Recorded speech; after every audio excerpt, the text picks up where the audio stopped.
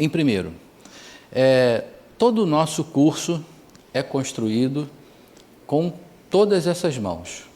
Então, a participação de vocês é muito importante. Quando tiverem qualquer dúvida, não se preocupem, pode levantar o braço, fazer pergunta, que nós nos empenharemos ao máximo para responder da melhor maneira possível. Então, não fique naquela dúvida assim, puxa, essa pergunta é muito bobinha, não vou fazer não. Não se preocupem, façam perguntas. Bom, mas é possível que a gente tenha uma certa heterogeneidade aqui. E aí eu gostaria até de perguntar para vocês, quem aqui já frequenta o Espiritismo há algum tempo? Algumas pessoas, olha, bem, né, bastante até. Agora, quem está chegando agora pela primeira vez?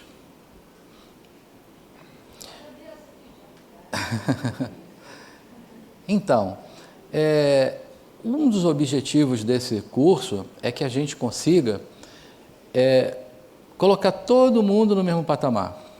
Então, a minha segunda proposta é que a gente faça o seguinte, pelo menos por agora, ninguém sabe nada. Todo mundo vai estar aberto ao novo.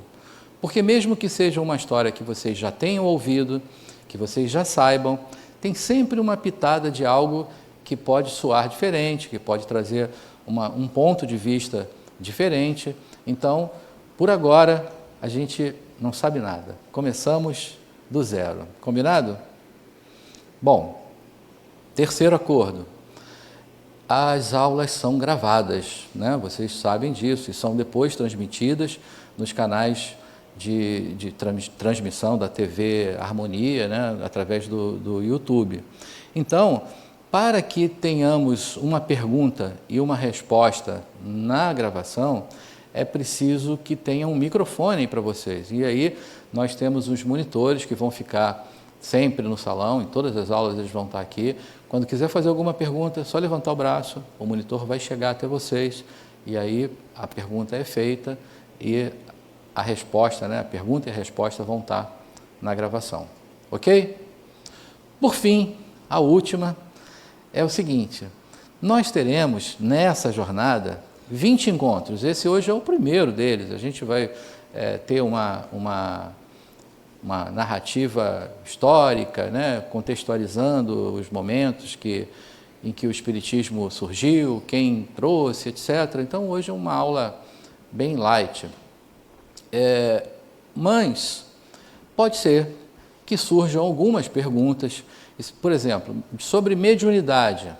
Aí me permitam dizer, olha, sobre mediunidade a gente vai falar na aula tal, porque aí a gente vai ter uma aula inteira dedicada à mediunidade. Reencarnação, aí eu vou dizer, olha, nas aulas tal, porque a gente vai ter 3 aulas dedicadas à reencarnação. Isso para que a gente possa potencializar o nosso tempo e hoje focar naquela pergunta ali, o que é o Espiritismo. Combinado também? Muito bem. Então, todos os acordos firmados, então vamos começar. A gente pretende cumprir esse objetivo, que é apresentar uma visão geral e sintética do que é o Espiritismo. Para que a gente possa chegar, né, ao final do nosso encontro de hoje, com essa conclusão, a gente vai passar por alguns outros pontos que serão situar historicamente a época em que se deu o surgimento do Espiritismo como doutrina, né? Que época isso aconteceu, como é que estavam as pessoas naquela época, onde foi, né? em que região. Traçar um perfil biográfico de Allan Kardec, então o codificador, né? A pessoa, o espírito que esteve ali com essa proposta, com essa missão. Vamos falar um pouco sobre ele, a sua biografia. Apresentar os livros básicos de Allan Kardec, fazendo uma síntese dos seus conhecimentos. Bom, isso é importantíssimo, porque todo esse curso, ele tem como base os 5 livros básicos kardecianos, né? Que conheceremos eles, as pessoas que já militam, que estudam o Espiritismo há mais tempo, já sabem quem são, quais são, mas falaremos um pouco sobre eles hoje. É fundamental se debruçar a conhecer esses livros. Por mais que hoje a gente tenha uma bibliografia muito vasta, temos muitas coisas importantes também, mas a base está aí. Então, é fundamental visitarmos. Explicar de modo lógico e não dogmático os princípios básicos do Espiritismo. Então, como uma doutrina, né, ele tem um conjunto de regras e tem alguns parâmetros básicos, vamos dizer assim, né, que dão corpo a essa doutrina. Conheceremos eles. E mostrar porque o pensamento espírita pode ser encarado sobre os aspectos científico, filosófico e religioso. Então, veremos, né, que o Espiritismo ele está pautado nesse tripé, no tripé da filosofia, da religião e da ciência. Inclusive, tem algo que eu sempre trago aqui, porque há mais ou menos 29 anos atrás, eu fui convidado a ouvir uma palestra numa casa espírita no Rio ainda. Eu morava no Rio, depois mudei para cá, e eu não conhecia nada do Espiritismo, nunca tinha ouvido nada e tal. E quando eu cheguei lá, a pessoa que estava fazendo a palestra falava muito bem, aquilo estava me encantando, estava agradável. E num dado momento, ele diz que o codificador havia feito uma afirmação dizendo que se alguém, em algum dia, em qualquer época da humanidade, dissesse algo que a ciência não comprovasse, então que fique com a ciência e não com a ideia do Espiritismo. Eu falei, puxa, acho que aí tem algo muito interessante mesmo, porque o próprio codificador está dizendo que se a ciência não reafirmar aquilo que o Espiritismo está dizendo, não fique com o Espiritismo, fique com a ciência, fora ele ser uma pessoa muito audaciosa, né, deve ter de fato algo muito interessante. E foi o que me atraiu para o Espiritismo, essa fala. Bom, vamos então mais um pouquinho. O que é o Espiritismo? Eu trago para vocês já essa pergunta. O que vocês acham, uma vez que a gente está hoje aberto ao novo, a gente está disposto a contextualizar, a atualizar o que sabemos e trazer o que não sabemos, né, como conteúdo. Então, quem me ajuda aí? Quem me diz o que acha que é o Espiritismo? Cri.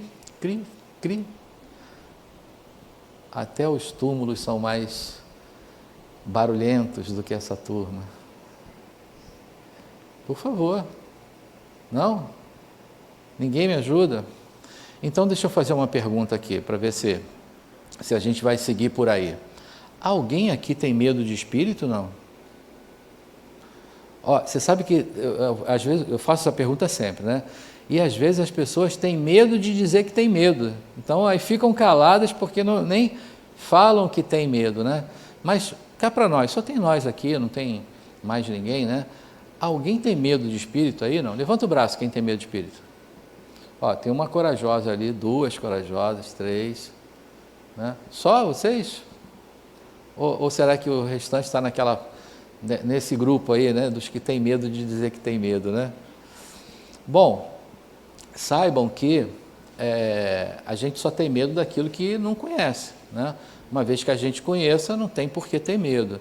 E a gente pretende que, pelo menos até o final, né, da 20ª aula, a gente não esteja mais com medo a respeito disso. Afinal, quando a gente acorda de manhã, a primeira coisa que faz, a gente vai para o banheiro, né, para escovar os dentes, né, para tomar banho e tal. E normalmente no banheiro, na pia do banheiro, tem um espelho. Vocês olham no espelho de manhã? E vem o quê? O que vem no espelho? E que é o quê? Espírito, né? Então a gente vê espírito todo dia. Então, se a gente vê espírito todo dia, né, e você terminou, você já começa olhando ali, um espírito que eu estou vendo, e você sai para o seu dia e você vê espírito o tempo todo. Ah, Luiz, mas não é esse aí que eu tenho medo, né? Não é esse aí, pô, eu tenho medo é do desencarnado. Então tá bom. E qual é a diferença do espírito encarnado e do espírito desencarnado? Quem me ajuda? Qual é a diferença? Aí vão dizer assim, um tem corpo, o outro não tem. Opa, alto lá, os dois têm corpo. Agora, um tem um corpo denso, né? Uma matéria densa. O outro é um corpo sutil, mas tem corpo também. Então, sendo assim, a gente poderemos dizer que a única diferença entre o espírito encarnado e o espírito desencarnado é a densidade do seu corpo, só. Mas espíritos são pessoas e pessoas são espíritos. Então, se é igual, agora eu pergunto, por que ter medo do espírito desencarnado? Me responda agora, quem continua? Você sabe que, eu vou fazer um parênteses aqui, tem um negócio incrível, né? Tem uma timidez inicial, né? Que quando chegar lá na terceira aula, aí é o contrário, a gente fica, não dá tempo de responder, não pode ter mais pergunta e tal, aí o negócio fica embala, né? Mas o primeiro dia é um negócio incrível, a gente fica cavando aqui participação e ninguém vem, né? Fica todo mundo tímido ali, quietinho e tal, daqui a pouco passa isso, então tá tranquilo. Bom, mas então, tá entendido até aí? Pessoas são espíritos, espíritos são pessoas, a única diferença é a densidade do corpo, não tem nada de diferente.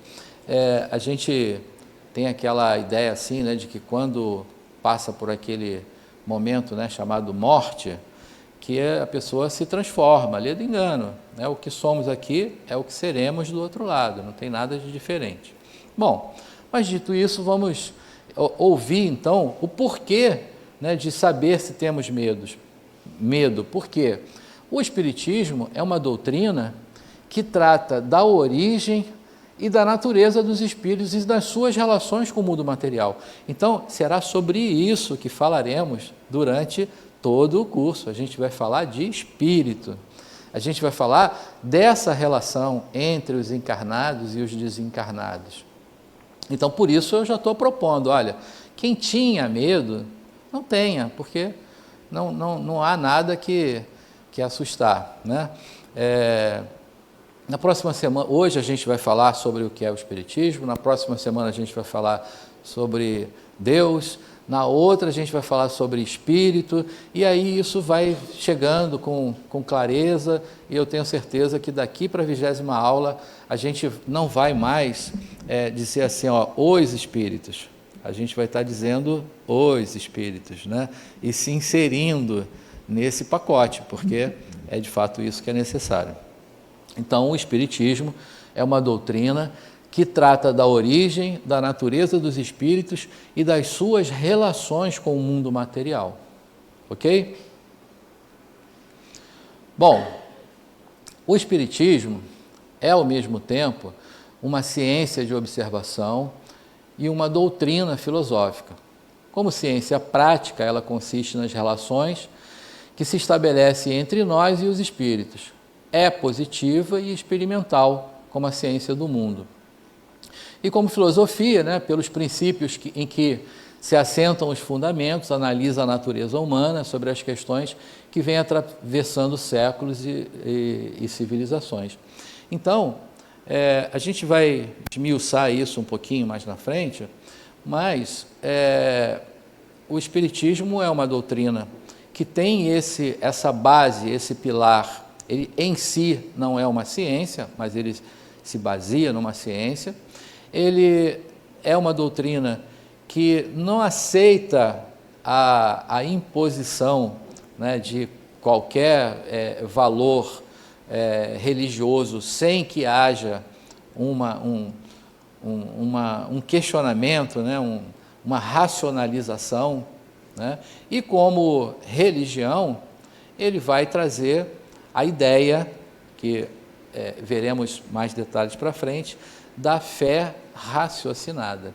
Então, ninguém vai aceitar de primeiro aquilo que é imposto e que não é possível, né? Fica claro isso, não?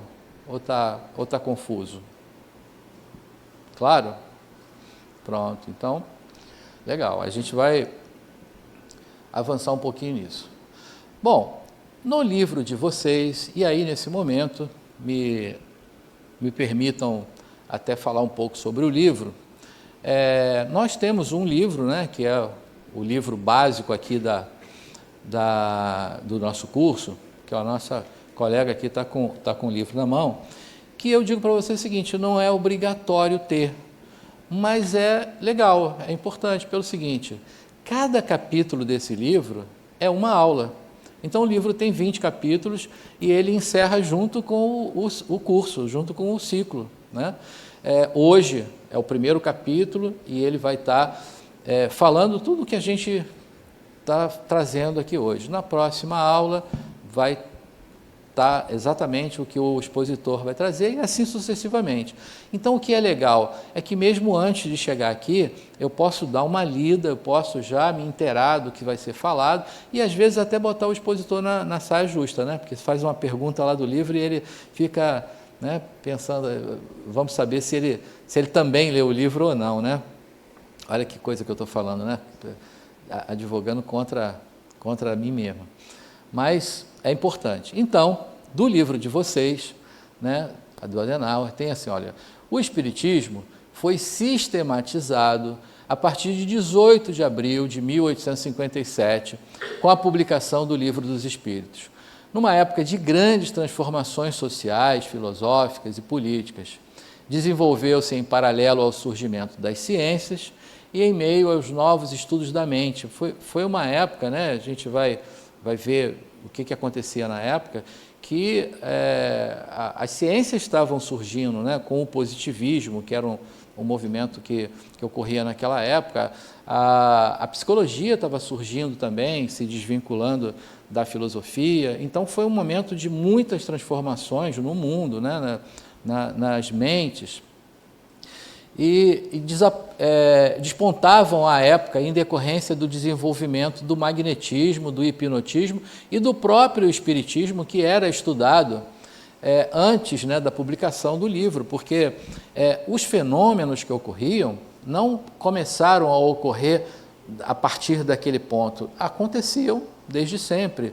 O que se refere, por exemplo, à mediunidade, já acontecia desde sempre, mas podemos afirmar, e aí é importante gravar essa data aí, que vai cair na prova, já estou dando a dica, né?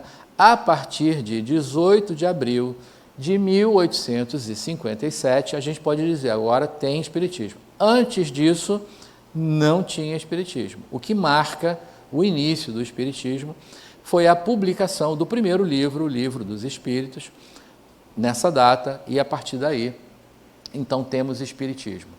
Bom, pois não, deixa chegar o microfone, por favor. Luiz, me tira só uma dúvida. Sim. A palavra espiritismo, certo? Uhum. Aí está vinculada ao surgimento, né, com a publicação do Livro dos Espíritos. Mas antes, os fenômenos que aconteciam, que começaram a ocorrer, tanto na Europa como na América do Norte, eram chamados como? Então, boa pergunta. E, aliás, é mediunidade que você está fazendo, porque você está antecipando os próximos slides, que a gente vai exatamente detalhar isso. No mundo inteiro, ocorriam vários fenômenos, né? E que hoje, quer dizer, após, Kardec cunhou alguns termos, né? A própria palavra espiritismo foi cunhada por ele. Por exemplo, médium foi também posto por Kardec, porque ele colocou como médium ser o intermediário entre essas dimensões, entre os desencarnados e os encarnados. Então, médium é uma pessoa que está mediando aquela comunicação.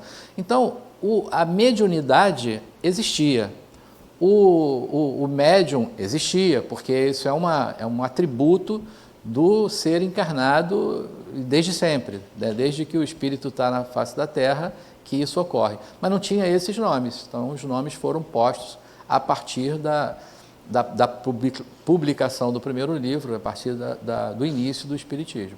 Mas os fenômenos aconteciam. E aí em outras, como o Espiritismo não existia, então não tem nome, era um fenômeno que acontecia. Por exemplo, um professor Mesmer estudava o magnetismo, que depois a gente foi avançar, que no Espiritismo veio estar com o nome de passe. Mas ele estudava uma transferência de uma energia, que ele chamava de energia magnética. Então, o fenômeno estava sendo estudado, tinha algumas nomenclaturas, mas o nome passe veio depois com o Espiritismo. A comunicação com os espíritos, se a gente pegar lá na Bíblia, lá no Êxodo, né, quando Moisés atravessa com o povo hebreu, né, em direção lá da Terra Prometida, tem vários fenômenos mediúnicos, né? Tinham as sacerdotisas que se comunicavam com os espíritos. O próprio Moisés teve que proibir essa comunicação, porque estava idolatrando, né, outros deuses, enfim. Então, o fenômeno já ocorre desde sempre, mas passou a ter alguns nomes próprios, né, do Espiritismo a partir dessa data. Certo? Bom,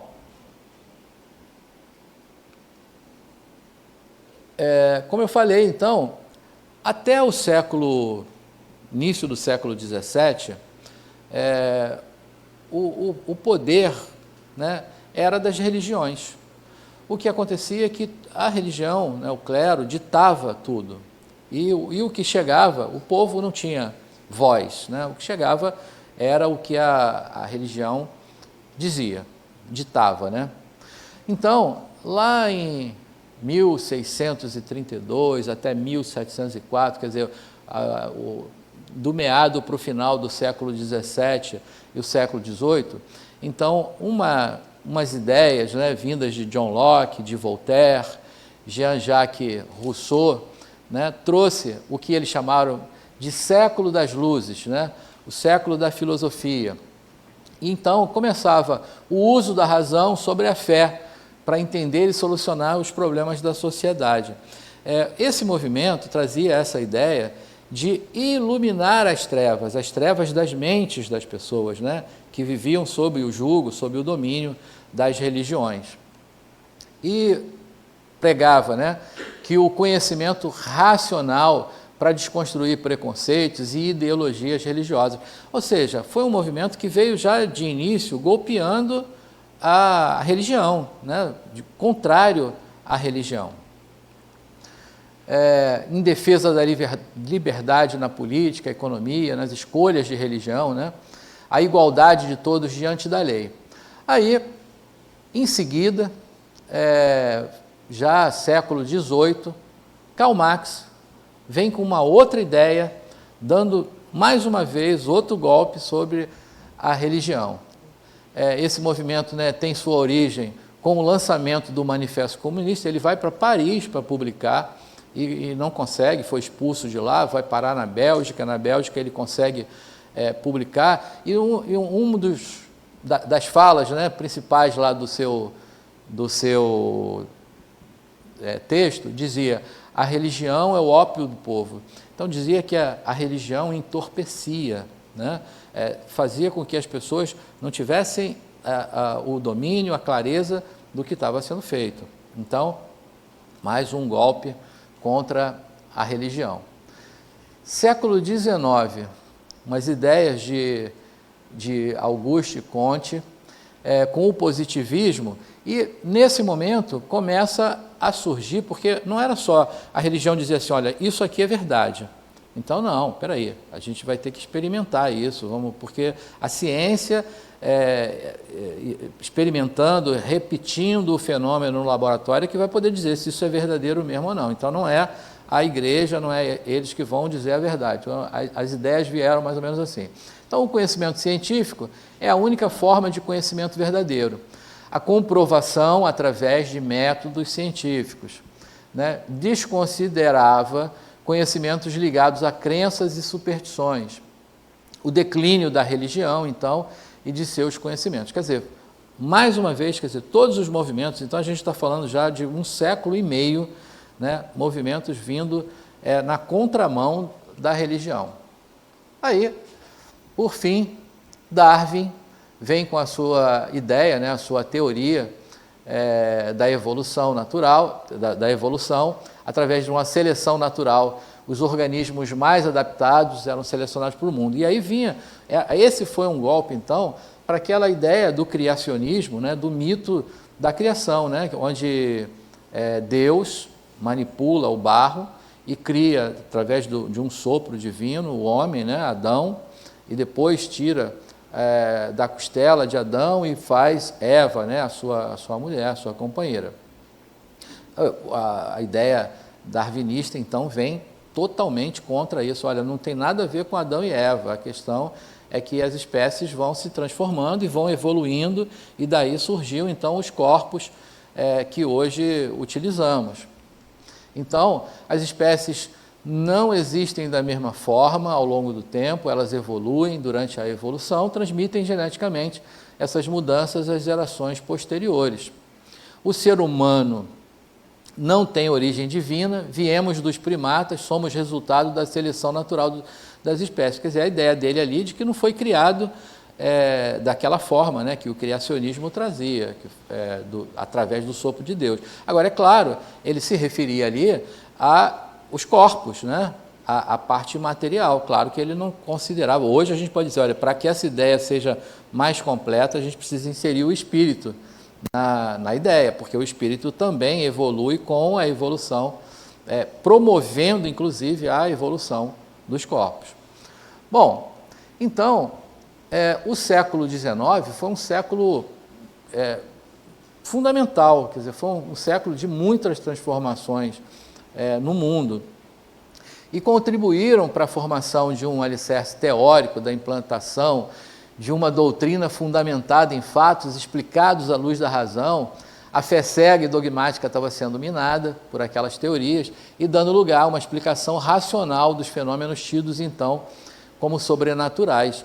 E aí surge o Espiritismo, exatamente nesse momento em que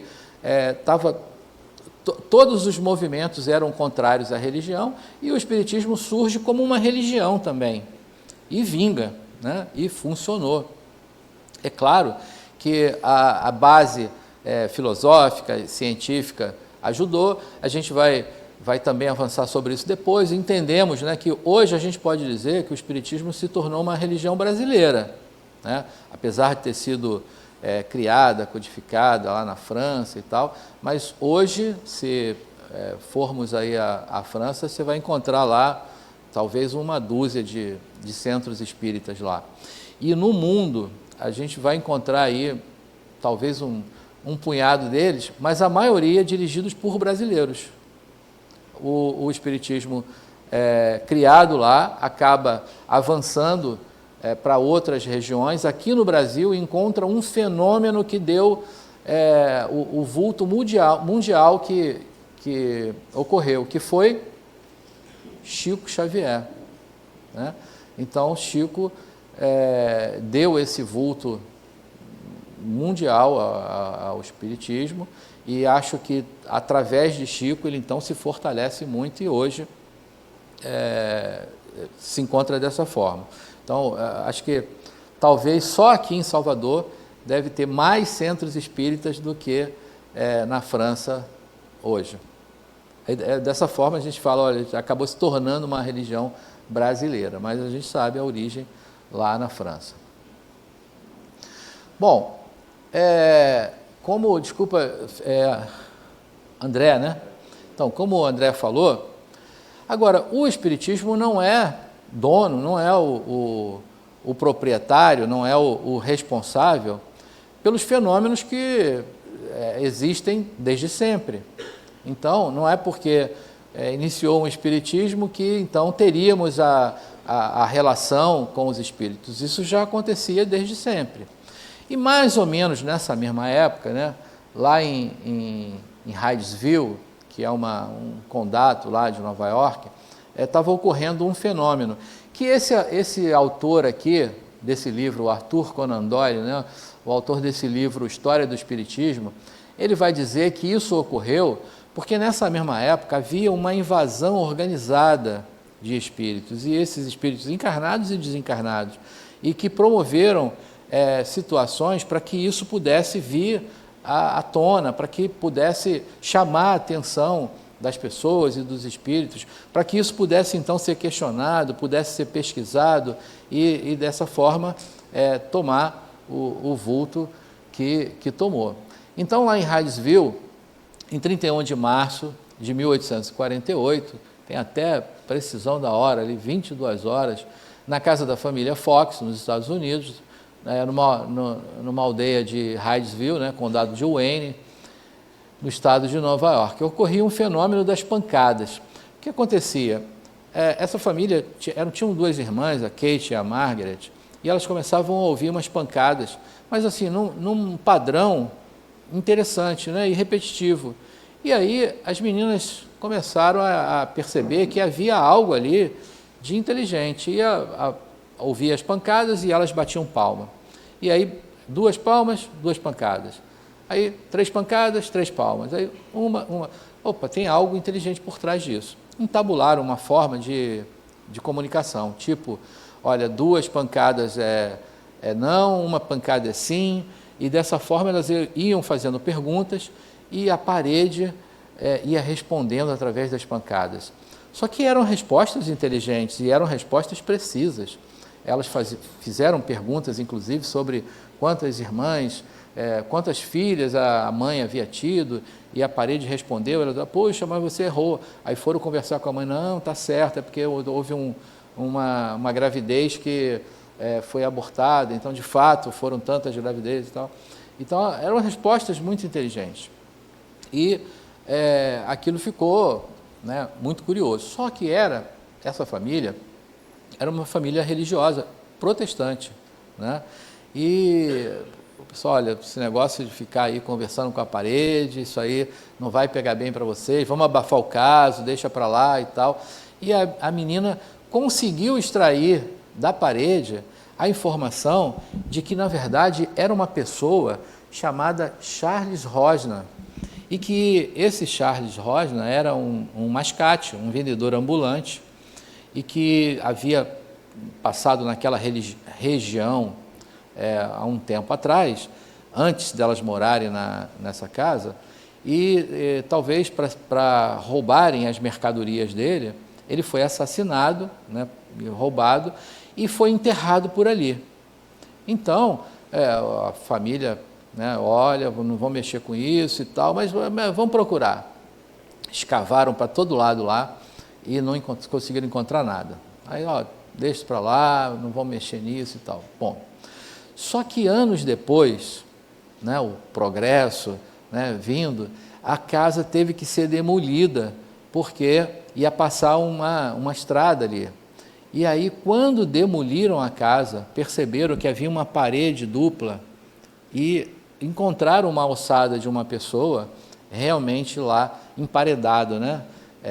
Sepultado lá nas paredes da casa.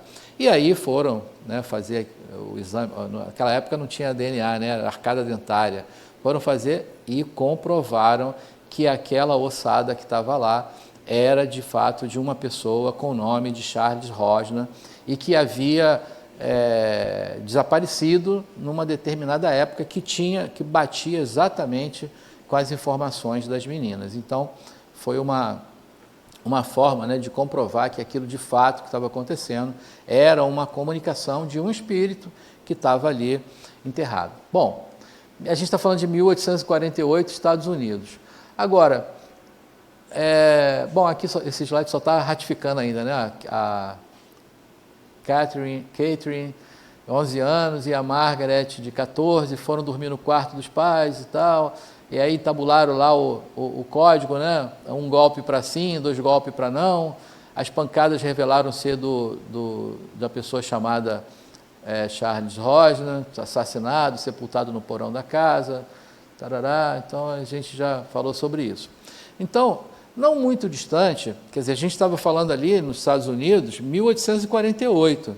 Então, 1850, quer dizer, 2 anos depois, começou a ocorrer uma coisa que praticamente virou moda, que eram reuniões em salões e que as pessoas se reuniam em torno de uma mesa.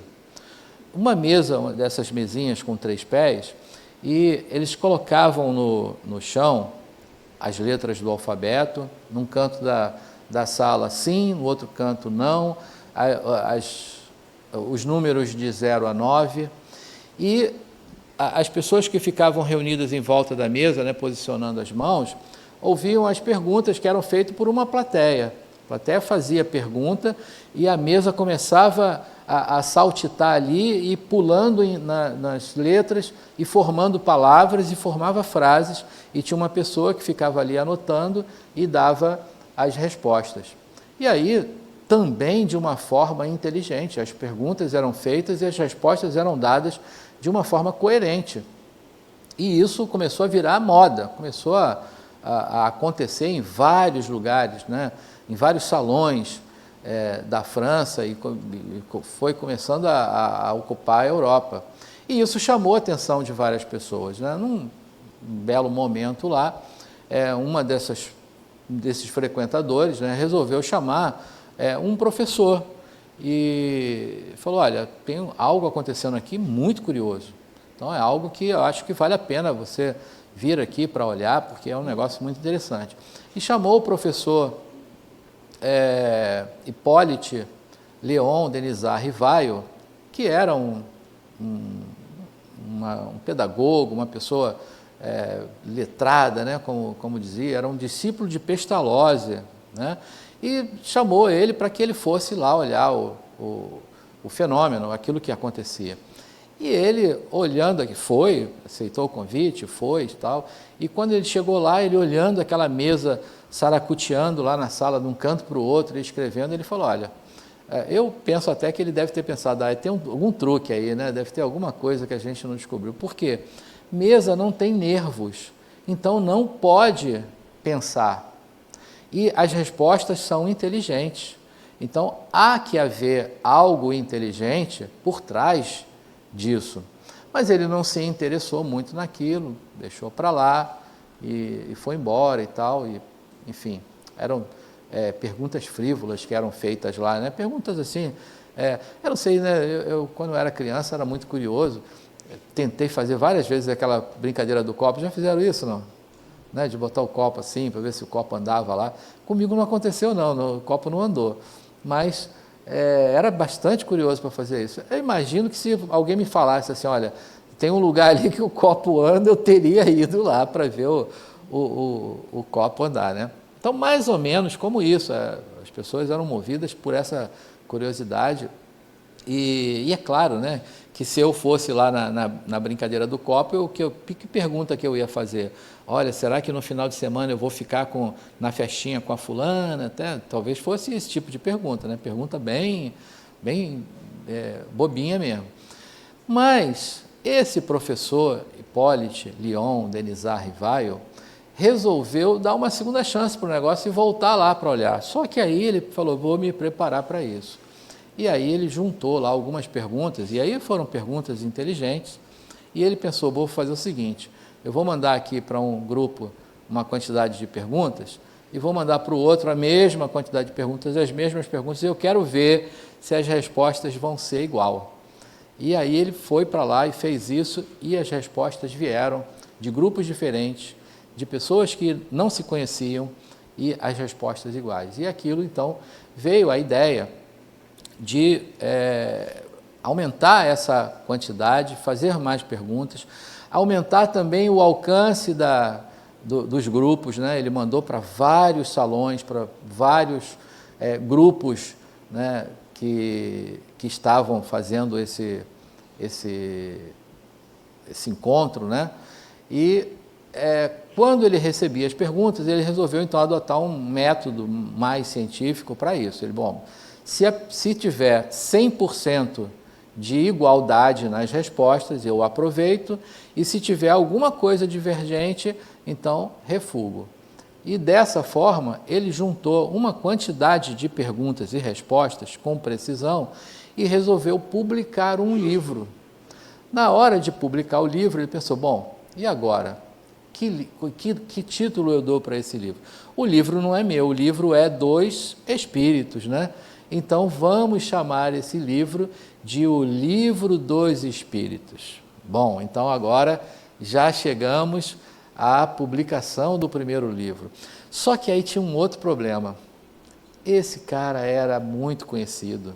Ele era professor de aritmética, de gramática francesa, e ele tinha muitos livros, tinha muita coisa publicada, e ele pensou, se eu colocar meu nome num negócio desse, pode ser que a gente fique sem credibilidade, até para que as pessoas tenham curiosidade de ver essa nova publicação, e não é um livro meu.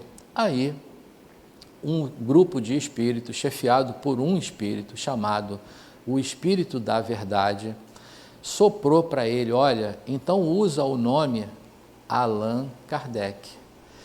Porque Allan Kardec era um nome em que esse professor, Hippolyte Léon Denis Rivaio, tinha tido numa encarnação anterior, quando ele era um sacerdote druida. E os espíritos disseram, olha, você usa esse nome, publica, e ele gostou da ideia e lançou em 18, vai cair na prova essa data, eu falei para vocês, 18 de abril de 1857, ele lança então o Livro dos Espíritos, porque não era um livro dele, sob o codinome de Allan Kardec. E aí, tranquilo até aí, gente? Boa história, né? Então, quem não sabia quem era Allan Kardec, quem não sabia, né, que o professor Hippolyte Léon Denis Rivaio usou esse codinome, então agora já estamos chegando a esse entendimento. E eu fiquei sem passar os slides, agora a gente vai só ratificar algumas histórias aqui para ver se está batendo tudo. Então, 1850, os fenômenos chegaram à Europa, Paris, né, assistia atônita a uma série de fenômenos. Nos salões de Paris surgiu o fenômeno que eles começaram a chamar de as mesas girantes. Eram os salões que produziam, né, que se reuniam para ver as mesas girantes. Então, nos salões de Paris surgiu o fenômeno das mesas girantes. Tratava-se de uma pequena mesa, geralmente com base de 3 pernas, onde sentavam-se as pessoas com as mãos sobre a mesa e que então girava, respondendo perguntas através de um código alfabético semelhante aos das irmãs Fox, né? Que entabularam lá as pancadas de uma para uma coisa, 2 para outra e tal. E aí chamaram a atenção para muitas pessoas, como eu falei, a importância disso ter surgido, né? E de que esses fenômenos estarem ocorrendo em locais diferentes, em até continentes diferentes, porque isso chamou a atenção de quem podia de verdade dar um cunho sério, né, naquilo. Não era apenas uma brincadeira de perguntas e respostas, mas que isso pudesse ser levado a algo com mais seriedade. Então, foi importante que isso ocorresse, porque chamou a atenção, devido à sua repercussão, né, de ter se tornado uma moda, e chamou a atenção de pesquisadores, dando mais ênfase ao fenômeno. E contribuíram para o trabalho da codificação de Allan Kardec, cuja curiosidade foi atraída pelo interesse do estudo do magnetismo. A invasão organizada dos espíritos, assim foi definida esses fenômenos na fase inicial do espiritismo. Essa definição foi feita pelo escritor inglês Arthur Conan Doyle, naquele livro que eu mostrei a capa alguns slides atrás, né, que falavam que havia essa invasão organizada. Lá no Manifesto Comunista, lembro que a gente está falando de quase 100 anos antes, ele já dizia o seguinte, que um espectro pairava sobre a Europa. Então ele já dizia algo nesse sentido, né? Bom, então esse é Allan Kardec. Então, Hippolyte Léon Denis Rivaio. Aliás, eu vou confessar para vocês, eu nunca sei se é Rivaio ou Rivail. Eu não sei se a pronúncia correta é essa, mas entendo que pode ser, né, uma das duas aí, eu não sei qual é a correta. Pedagogo, francês, nasceu em 3 de outubro de 1804, em Lyon, Paris. Estudou em Yverdon, na Suíça, escola modelo da Europa, tendo como mestre Pestalozzi, que usava a intuição como método de ensino. tornou-se mestre em letras e ciências, conhecia algumas línguas, italiano, alemão e etc. Publicou numerosos livros didáticos, entre eles o curso teórico e prático de aritmética e gramática francesa clássica. Realizou programas de cursos ordinários de física, química, astronomia, filosofia, enfim, era o cara, né? Então, não foi qualquer pessoa que ia aceitar uma missão dessa, né? Então, ele era realmente uma pessoa preparada, que estava no lugar certo, na hora certa, a pessoa certa. Bom, e ainda assim, ainda tem um detalhe, e ainda assim houve momentos, né, de ele achar, puxa, será que eu vou conseguir, né, dele tentar se esquivar ali do negócio, desistir, tiveram alguns momentos assim. Né, como todo grande homem tem sempre uma grande mulher por perto, né, a mulher dele é Amélie Gabrielle, né, agora o francês é um problema, né, para pronunciar direitinho. Ela foi que manteve ali, deu força para ele, não, olha, você pode sim, vai lá e vai continuar, e que bom, né, porque hoje a gente está aqui contando a história dele e podendo estudar sobre o que ele iniciou. Agora, ainda a gente vai ver um pouco mais sobre a obra, sobre a sua trajetória, mas é importante já nesse momento dizer que o próprio Kardec disse que a doutrina não estava pronta, que não foi porque, né, ele trouxe isso à luz da humanidade que já estava pronta, que seria uma doutrina que evoluiria no mesmo passo da evolução da humanidade. Então, o que ele disse, olha, que tá aqui é para a gente começar, e isso vai ter que se desdobrar, né, vai ter que se desenvolver ao longo do tempo. E aí, para isso, ele, quase de 2 em 2 anos, publicou um outro livro, que nós veremos mais na frente. Bom, mas ainda falando de Kardec, então a missão, os atributos e experiências nos trabalhos pedagógicos, do seu gosto pelas ciências, inteligência e senso de observação, prepararam Allan Kardec para a missão de codificador da doutrina dos espíritos. Missão revelada a ele pelo espírito chamado Verdade, né, em 30 de abril de 1856. Esse é o espírito, né, que eu falei, que chefiava, né, uma pleiade de outros espíritos que participaram, contribuíram, que respondiam perguntas e que fizeram comentários também, e esses comentários, essas perguntas estão todas publicadas lá no livro. A nova doutrina viria dar luz aos homens, esclarecer as consciências, renovando e transformando o mundo inteiro. Essa é a proposta. Bom, ainda ratificando, né, algumas informações, reafirmando, né, ele adota um método intuitivo, racionalista, pestalozziano. Então, o método que ele resolve, né, de compilar as perguntas, de refugar aquelas que haviam qualquer divergência na resposta e apenas admitir aquelas que eram 100% iguais, né, ele tira lá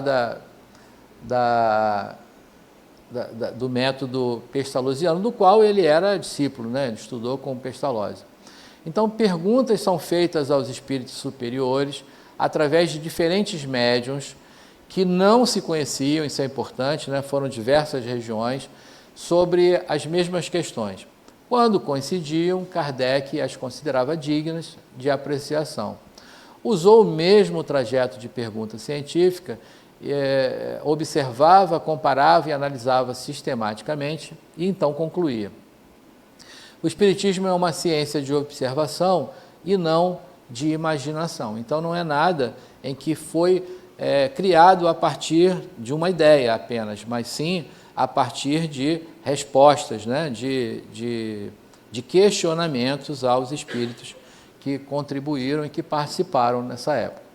Então, em 18 de abril, vejam que, olha, já é a terceira vez que aparece essa data, né? Quem errar isso na prova vai, né, ficar mal. Então, 18 de abril de 1857, publica o Livro dos Espíritos, sobre o pseudônimo de Allan Kardec.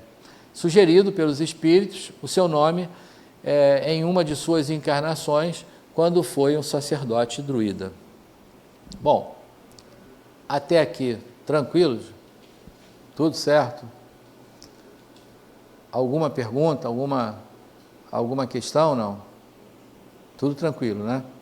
Então tá, então a gente vai acabar mais cedo hoje, aí a gente vai aplicar logo a prova, já pode trazer, né? Depois nós vamos falar assim, poxa, mas essa pergunta aqui, né? Ninguém tem dúvida. Como é que está aparecendo dúvida, tá vendo? Deixa eu chegar para a senhora, desculpa. O senhor podia explicar o sacerdócio druida, o que significa? Desculpa, não entendi. O significa o sacerdócio, porque ele Sim. foi um sacerdote druida. Uhum. O que significa? Significa que numa outra encarnação, que não foi nessa, né, ele era um sacerdote, ele era um representante dos deuses. Numa civilização, essa civilização dos druidas, né, ele era um representante dos deuses. Então, o contato dele com a religião vinha dessa vida passada. Nessa vida passada, ele usava o nome, quer dizer, o personagem, né, que animava o espírito, que é Allan Kardec, chamava-se Allan Kardec. Anos depois, né, talvez séculos depois, porque dessa civilização para o século XIX, então foram alguns séculos, ele chamava-se Hippolyte Léon Denisard Rivaio, era um homem muito mais voltado à ciência, não mais dedicado à religião, isso foi um fator importante. Ele codificou o espiritismo, mas ele não era espírita, né? Porque ele era, inclusive, protestante. Ele se torna, né, vamos dizer assim, espírita por pouco tempo, porque nós vamos ver aí nas suas obras que logo após a publicação lá do 5º livro, ele desencarnou. Então ele deixa o legado, mas ele em si, né, não era um espírita. Mas o sacerdócio era em relação ao que ele representava numa outra vida, numa outra encarnação. Ok isso? Então, tudo bem, vamos avançar.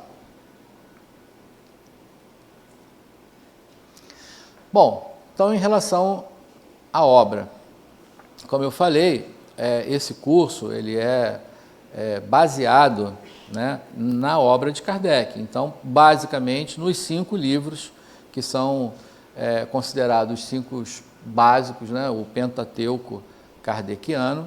E, é claro, há uma ampliação, né, outros autores que ampliam essa ideia, que continuam essa ideia, e um exercício importante para todos nós também, que é a contextualização dos textos, porque apesar do Espiritismo ser um jovem, né, como religião, são 166, né? 1857, 2023, 166, não é isso? Fora o erro de cálculo, de matemática, mais ou menos 166 anos. Um jovem, né? Para uma religião, é um jovem. Então, apesar, né, dessa jovialidade, a gente precisa contextualizar isso, porque muita coisa que está escrito em toda a obra foi algo que foi escrito numa outra época, numa outra sociedade, para aquele momento. Então, é preciso que a gente contextualize isso, que a gente atualize, sem tirar a ideia básica, né, sem tirar o principal objetivo da obra. Bom, então, vamos avançar um pouco mais sobre cada uma delas aqui. O primeiro livro publicado foi o Livro dos Espíritos, que foi publicado em que data? Essa questão, então, já pode sair da prova, não vai, todo mundo vai acertar, viu? Vamos tirar essa questão da prova, porque essa eles já sabem, vamos botar outra agora. Bom, então, publicado em 18 de abril de 1857, em Paris. Esse livro é a síntese do conhecimento espírita. Então, não vou dizer que ele é o mais importante, porque não é. Toda a obra é importante, mas esse livro é fundamental. E aí eu digo para vocês, olha, não dá para a gente estudar espiritismo se não se debruçar ali a ler o livro. Aí eu vou ter que falar baixo, porque se eu falar alto que eu vou falar agora, eu vou perder meu emprego. Mas esse livro é muito chato, gente, o livrinho chato de ler. Se você for pegar lá da pergunta 1 a pergunta 500 e sei lá o quanto, você dá sono, não consegue não. Então, mas não dá para ficar sem ler. Então a gente tem que criem, né? Vocês criem a sua maneira, né? Hoje pode ser audiobook, então criem uma maneira de ouvir o livro ou de estudar o livro, porque é importante, precisa. Aí eu vou contar para vocês como é que eu fiz, porque eu achava muito chato, né? Eu falei, bom, tem que dar um jeito, porque eu preciso saber. Aí o que acontecia? Eu pensava assim, olha, eu agora estou interessado em saber sobre família. Aí eu ia lá no livro e tem lá sobre família, 2, 3 capítulos lá falando sobre família. Aí eu, legal. Aí daqui a pouco eu pensava assim, não, agora eu estou querendo saber sobre trabalho. Aí eu pegava lá o livro, deixa eu ver, opa, tem aqui trabalho. Aí eu olhava, tinha lá mais alguns capítulos lá falando de trabalho. E assim foi, cada coisa que me estava interessado naquele momento, eu ia lá. Dessa forma, aí eu já rodei umas 4, 5 vezes o livro e acho que foi a forma mais agradável, né? Porque se você começar lá na pergunta número 1 até a final, fica um negócio cansativo, né? Fica chato, mas eu tenho que falar isso baixo, porque eu não posso falar isso para vocês. Mas eu digo o seguinte, desenvolvam a sua forma de gostar do livro e de conseguir lê-lo, porque é importante. Porque, inclusive, na próxima semana, vocês vão ouvir sobre Deus. E essa é a primeira pergunta, a pergunta número 1 do Livro dos Espíritos. Quem é que sabe me dizer qual é o enunciado da pergunta? Alguém sabe, não? Pessoal que já está aí de carteirinha no Espiritismo e tal. Que é Deus? Muito bom, tá vendo? Que é Deus? Não pergunta quem, né? Pergunta que é Deus. E aí a resposta é inteligência suprema, causa primária de todas as coisas, né? Então, o que passar disso procede de nós, porque não é o que é possível supor, né, de Deus. E a pergunta 23? Quem é que sabe me dizer qual é a pergunta 23? Não é pegadinha não. E a pergunta 23? Quem é que sabe? Olha, eu ouvi que tinha uma turma aí que falou que já estudava o Espiritismo, né? Eu ouvi que tinha uma turma que falou, não, já estou aqui há muito tempo, tal. Pergunta 23, que é espírito? E aí, qual é a resposta?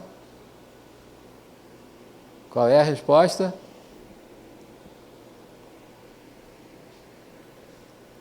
Ninguém vai dar resposta. Então, eu vou combinar uma coisa com vocês. Vamos, nessa semana, buscar o Livro dos Espíritos e dar uma lida nele, né? Para não ficar só ouvindo, sabe lá se eu estou falando para vocês a verdade, né? Porque, aí vamos de novo, as perguntas de 100 a 110, quais são? Vai falar da escala espírita e vai dizer para vocês que nós temos 3 grandes categorias, os espíritos imperfeitos, os bons espíritos e os espíritos puros, né? Então, da 100 a 111, vai perguntar sobre essa escala.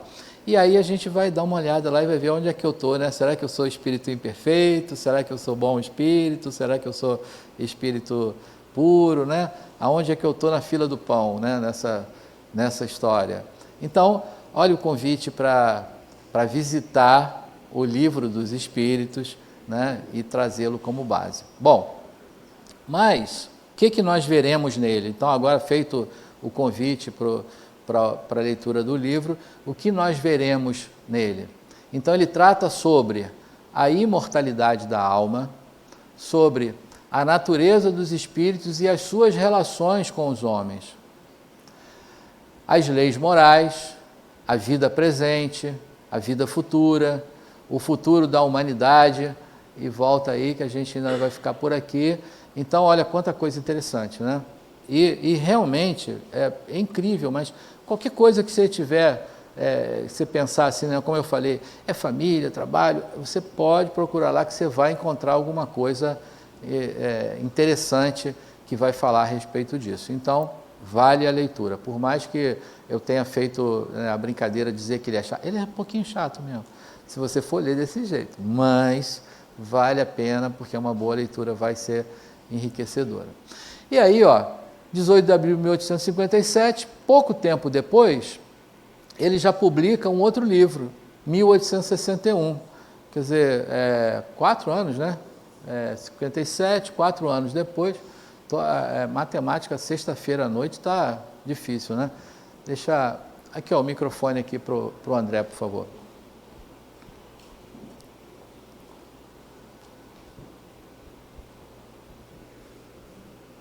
Calma que eu estou formulando. Está pensando, tranquilo. Luiz, olha só, diante da perspectiva, né, do espiritismo, enquanto religião, enquanto, né, filosofia. Massa.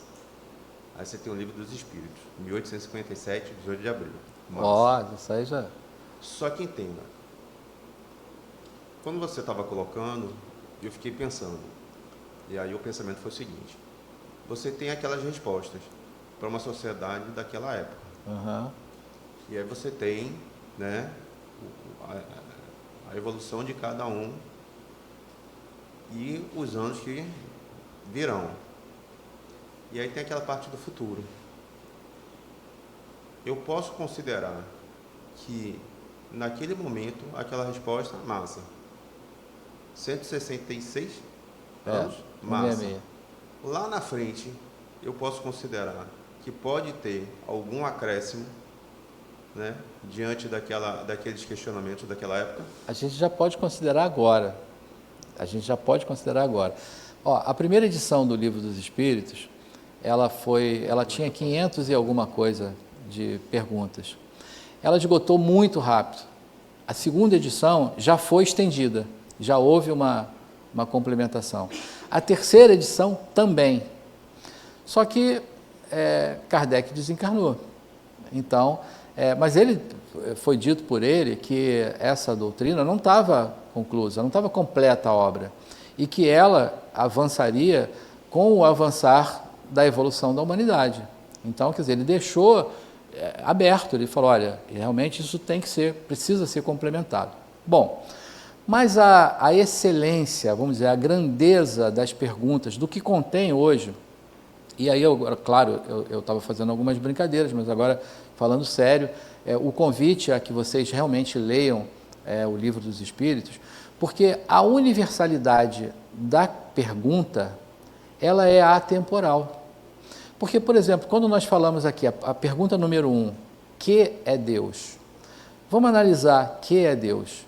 Se ele perguntasse quem é Deus, estaria personificando alguém, né? O Espiritismo vai pregar o anti-antropomorfismo, que é a desconstrução da ideia humana feita sobre a divindade. Então, nós, né, humanizamos Deus. Eu confesso como é que eu pensava Deus. Um velho barbudo, sentado num trono lá em cima, no céu, em algum lugar, e que ficava de lá dizendo assim, eu vou abençoar esse aqui, vou castigar aquele lá, né? Esse é um Deus homem, é uma ideia que eu criei de Deus, né? É antropomorfismo. Então, o Espiritismo vem desconstruir isso. Que é Deus? Não estou dando forma, né? Aí a resposta, inteligência suprema, causa primária de todas as coisas. Tudo veio depois dele. E aí, ponto, né? Qualquer coisa que a gente fala, não, Deus é amor, legal, Deus é Pai, legal.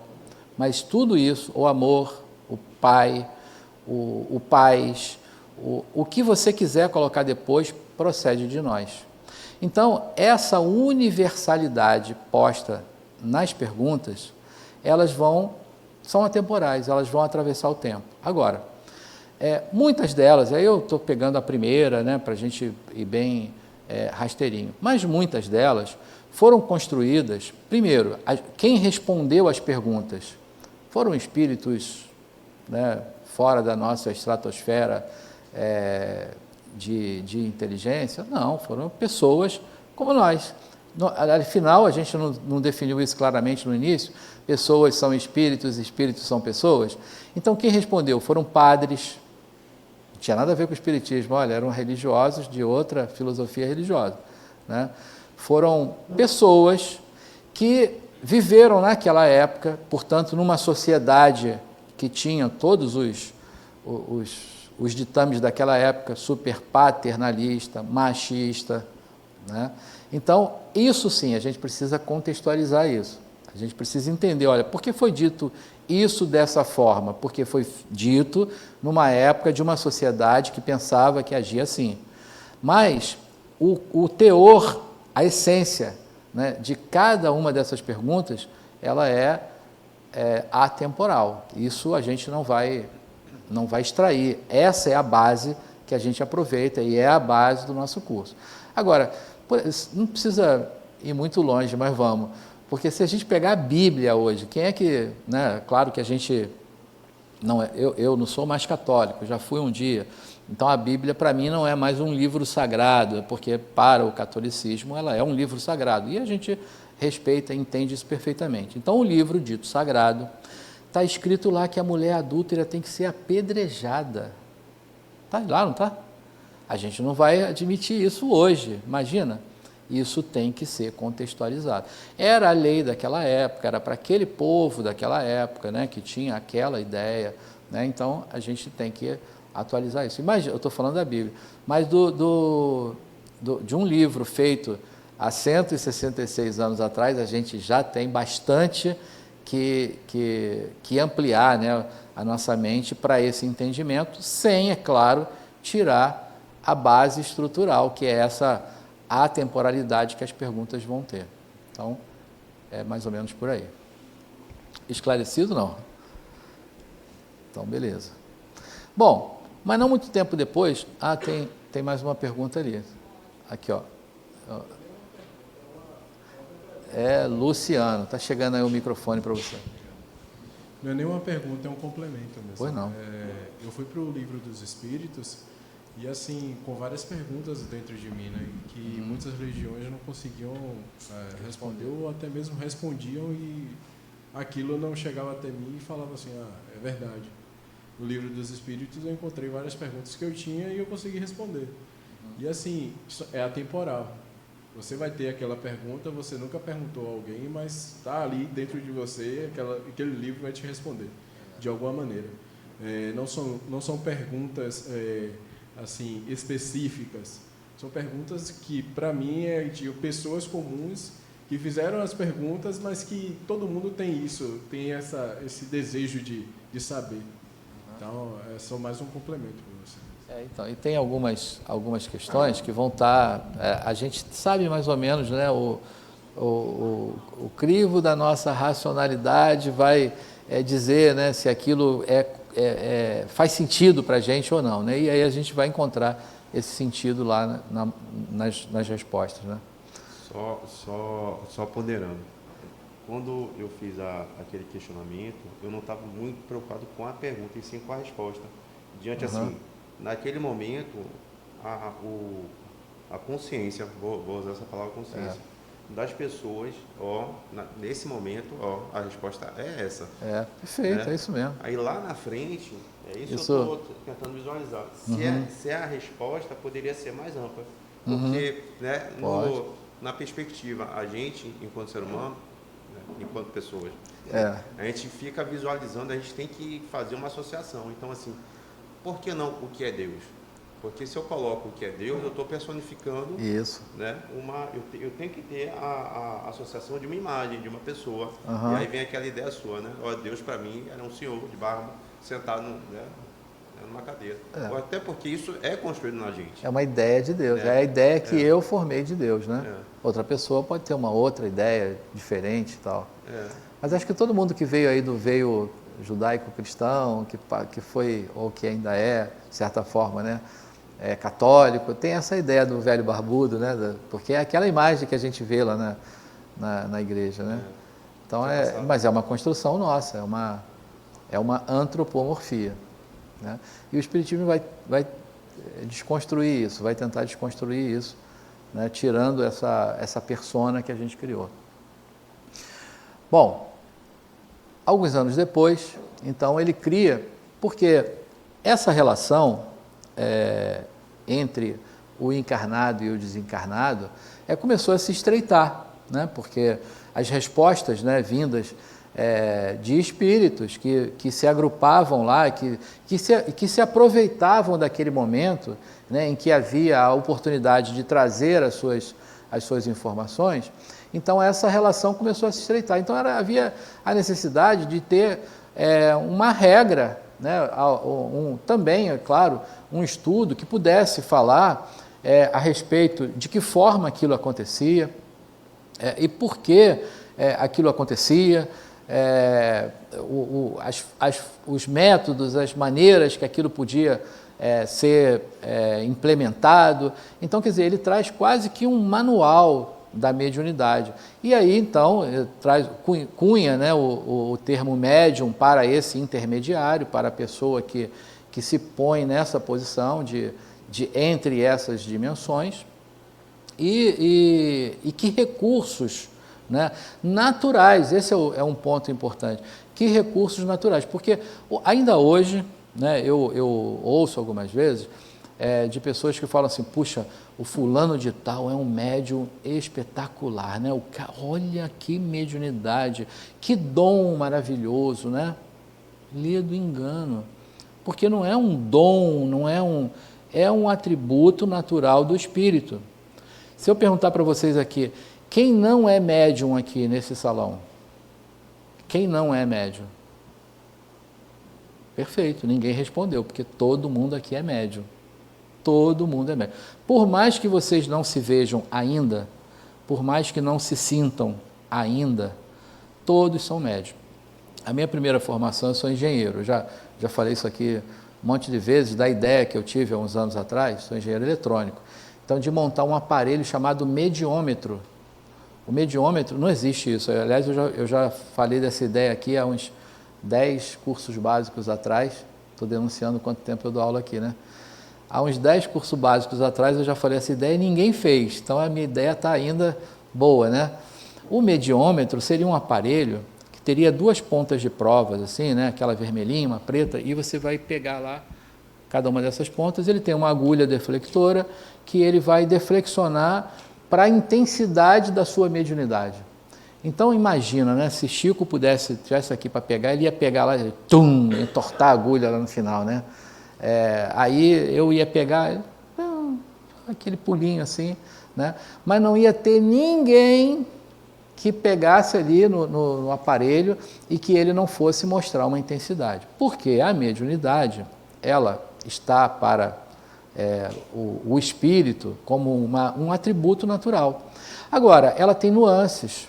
Então, ela pode estar presente de uma forma muito sutil, né, no âmbito ali da inspiração, da intuição, mas ela pode também ser muito aparente, ser uma mediunidade ostensiva, aquela que todo mundo consegue identificar, verificar o fenômeno. Então, de intuição e inspiração até a ostensividade, a gente tem toda essa gama que todos nós passamos por ela. Mas não há ninguém aqui que não seja médium. E isso é um poder especial, é concedido para a pessoa? Nada disso. É do ser humano, é do espírito. E desde quando ele existe?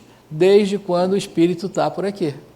Desde quando o mundo é mundo e que iniciou as encarnações lá nos hominídeos, né, lá nos pitecantropos e neandertais, né, que iniciaram a vida nos humanoides, está presente isso, né? Bom, aí ele precisava compilar informações para que fosse um manual, para que as pessoas pudessem entender o mecanismo, o funcionamento e tal. E aí ele publica o Livro dos Médiuns, 1861, também em Paris. Então é um guia dos médiuns que contém o ensino dos espíritos e trata sobre os vários gênios gêneros, desculpa, de manifestações, um meio de comunicação com o mundo invisível, o desenvolvimento da mediunidade. Sabe o que é isso? Pouca pergunta. Porque quando vocês fazem pergunta, eu venho beber água.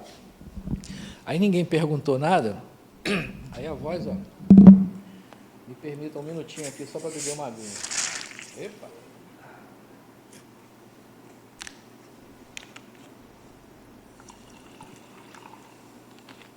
Fiz uma molhadeira danada aqui.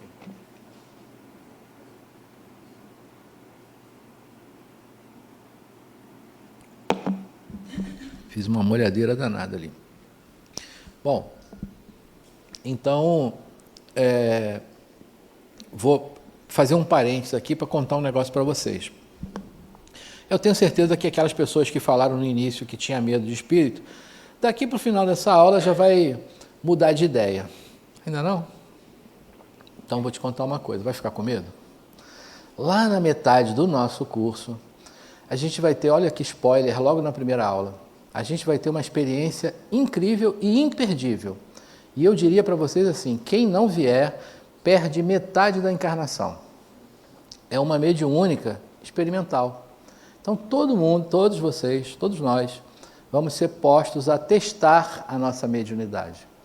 E aí, claro, que daqui para lá a gente vai ter aula de mediunidade, vai ter aula de médios e tal. A gente vai aprender todos os mecanismos, né? Entender sobre a mediunidade intelectiva, sobre a mediunidade de efeitos físicos.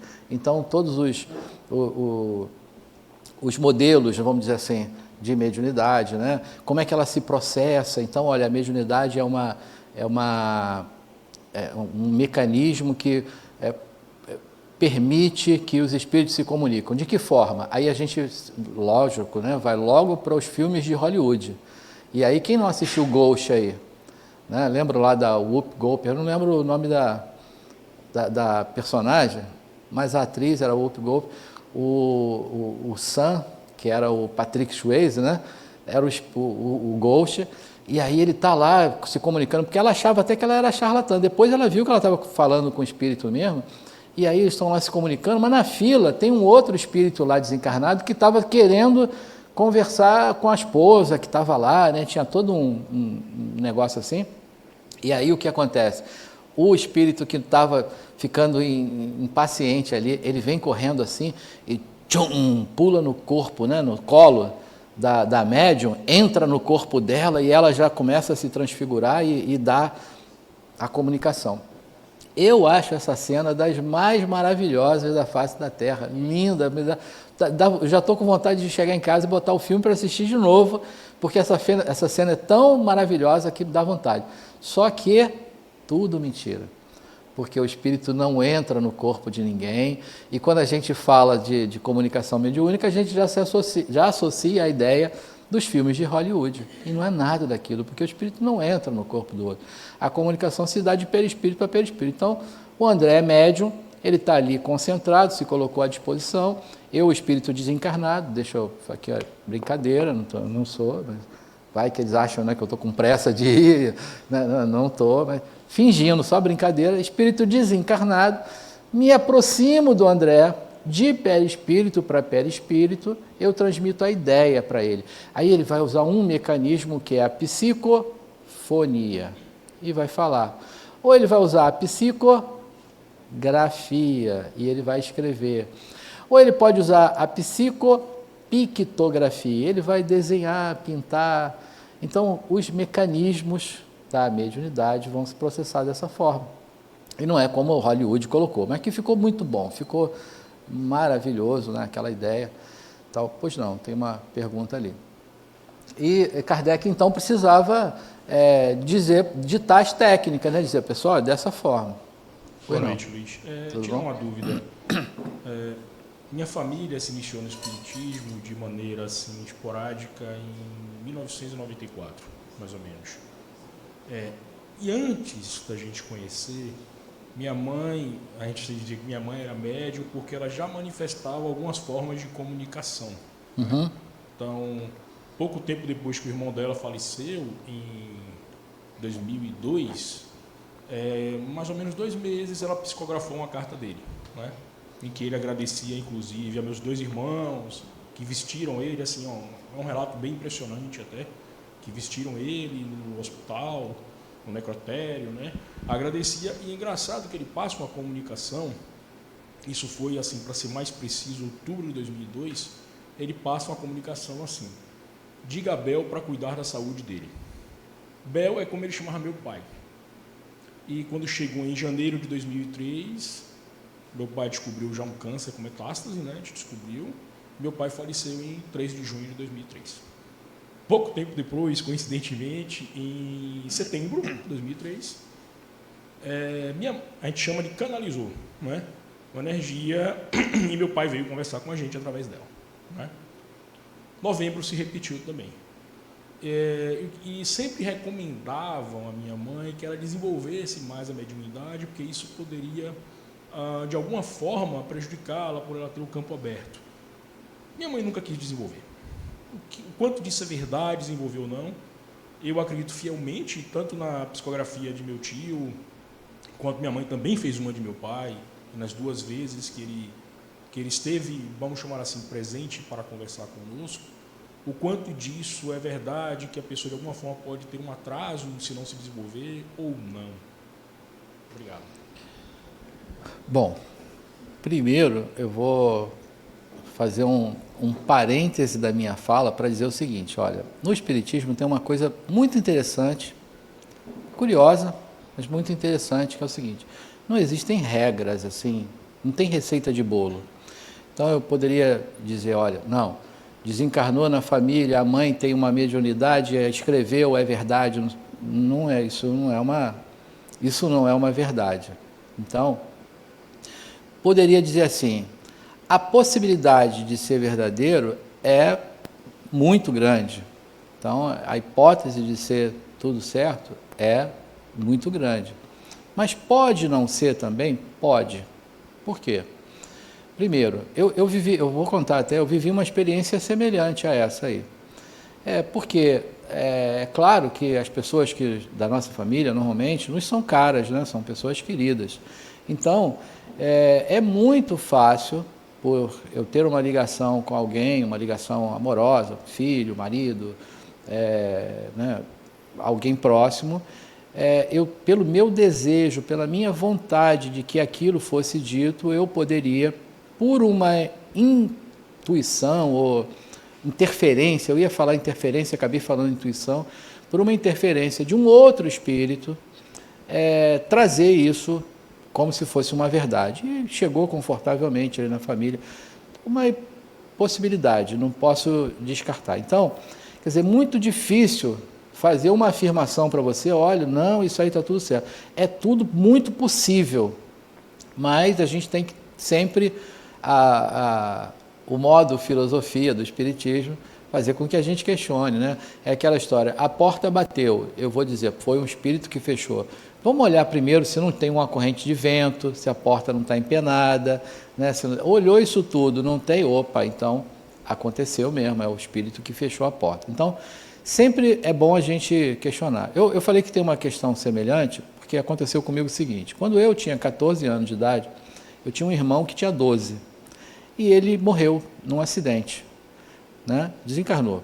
Bom, eu, quando estava com mais ou menos 19 anos, tinha uma namorada que ela era médium, e a família dela era evangélica, quer dizer, imagina, né? Uma pessoa médium na família evangélica era complicado, porque, quando você tem uma ideia, quando às vezes ela começava a dar uma comunicação, né? Um espírito se aproximava, dava uma comunicação, o pessoal pegava a Bíblia, batia e fazia um negócio assim, era meio louco. Eu, naquela época, não tinha o menor conhecimento espírita. E ela, uma vez, ela simplesmente olhou para mim e começou a falar um monte de coisas da minha família, do cachorrinho que eu tinha quando eu era pequeno, que ela não sabia de nada daquilo. Apesar de ser minha namorada, ela não conhecia muita coisa da minha vida passada e tal, né? E no final, ela se identificou como sendo o meu irmão, que tinha desencarnado, que tinha morrido. Então, quer dizer, aconteceu algo. Aí eu hoje, naquela época, eu não tinha a menor ideia se era, se não era e tal. Hoje eu penso que Poderia ser, porque as coisas que ela falou, talvez só eu e ele soubesse. Então, poderia ser. Mas, ainda assim, também podia ser uma interferência de um espírito que a gente chama de galhofeiro, de brincalhões e tal, né?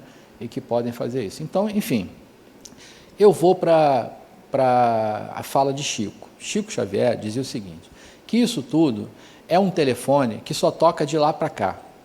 Então, não tem como a gente querer provocar uma comunicação nesse sentido e tal, porque quando de fato o espírito estiver numa situação que pode, que tem condições e que encontra o campo adequado e que aquela comunicação será benéfica para o grupo, para a família e que tudo isso esteja combinado de uma forma harmônica, aí pronto, a comunicação acontece.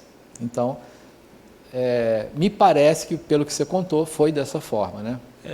Nas situações que sempre ocorreram com minha mãe, sempre isso nos trouxe de alguma forma algum conforto. Uhum. E assim, impressiona, claro, principalmente de meu tio, a riqueza de detalhes da situação do hospital. Uhum. Então assim, ele falava exatamente aquilo que aconteceu. Minha mãe não sabia que tinha sido, vou falar de meus irmãos Paulinho e Alexandre, que tinham vestido ele, ela não sabia nada disso. E as comunicações de meu pai, e assim, no final ele pedia ainda, olha, eu preciso ainda de orações, etc, etc. Isso nos trouxe conforto.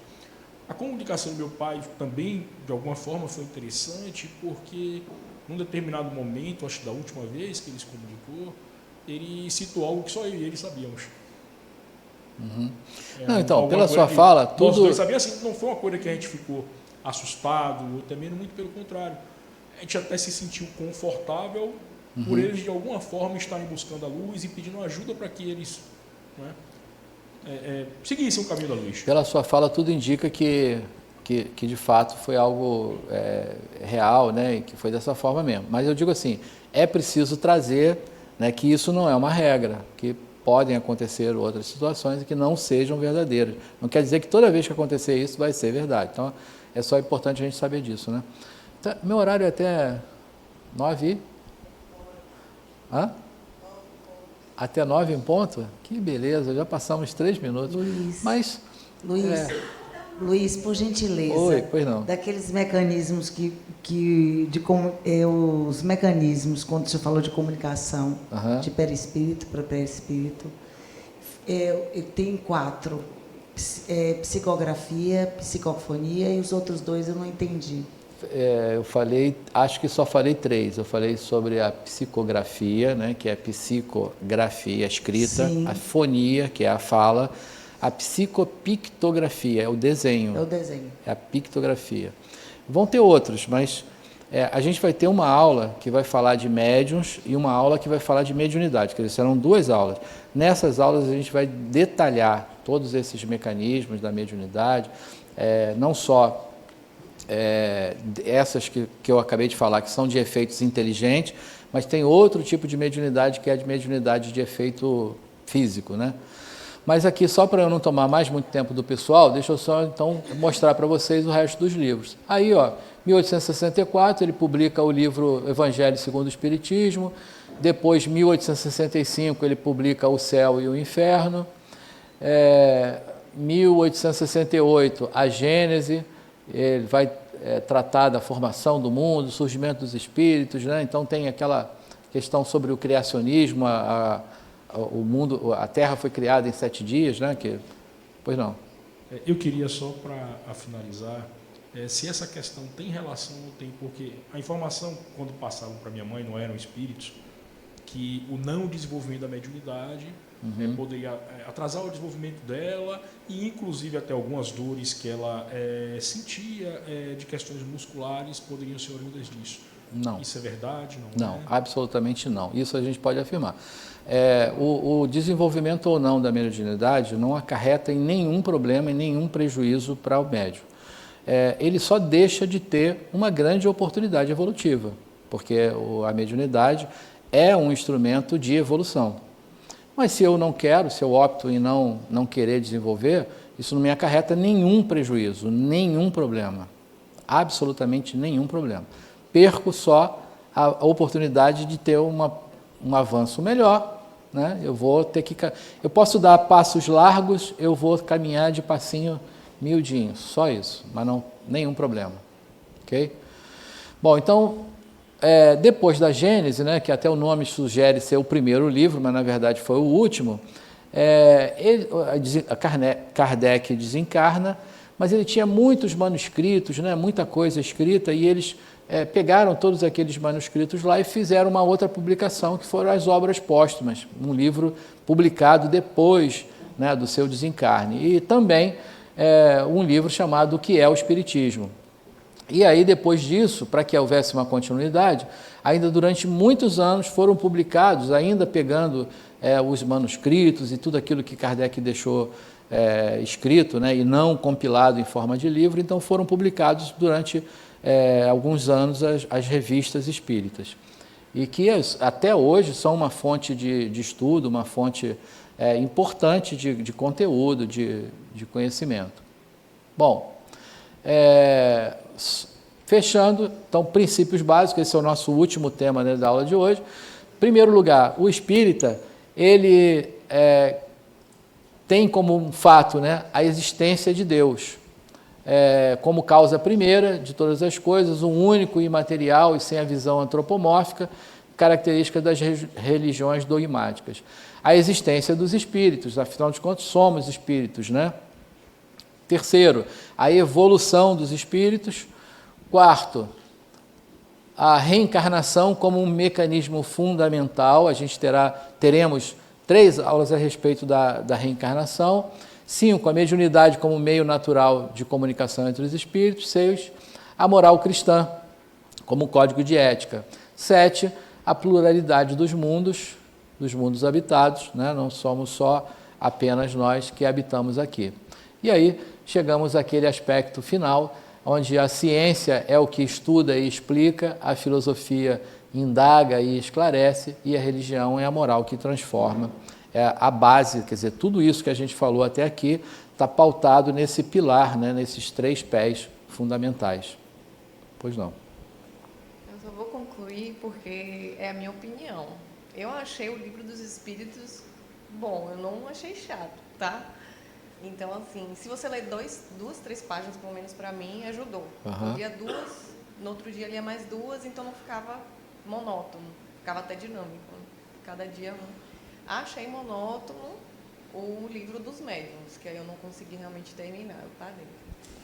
Que bom, que ótimo que você não achou. Eu estava brincando, eu estava só fazendo isso para provocar vocês, para vocês terem a curiosidade de ir lá no livro, né? Eu estava brincando, mas que bom que você não achou, porque aí assim você vai, né? Na próxima aula você vai vir trazendo a resposta da pergunta 23, não foi a que a gente falou? Eu não lembro mais do livro assim, vou lá buscar então. Pessoal, por hoje então, se não tiver mais alguma coisa, muito obrigado. Esse foi o nosso primeiro encontro, mas a equipe tem ainda toda uma atividade para conversar e para apresentar para vocês. Então, por esse tempo, por essa noite, muito obrigado.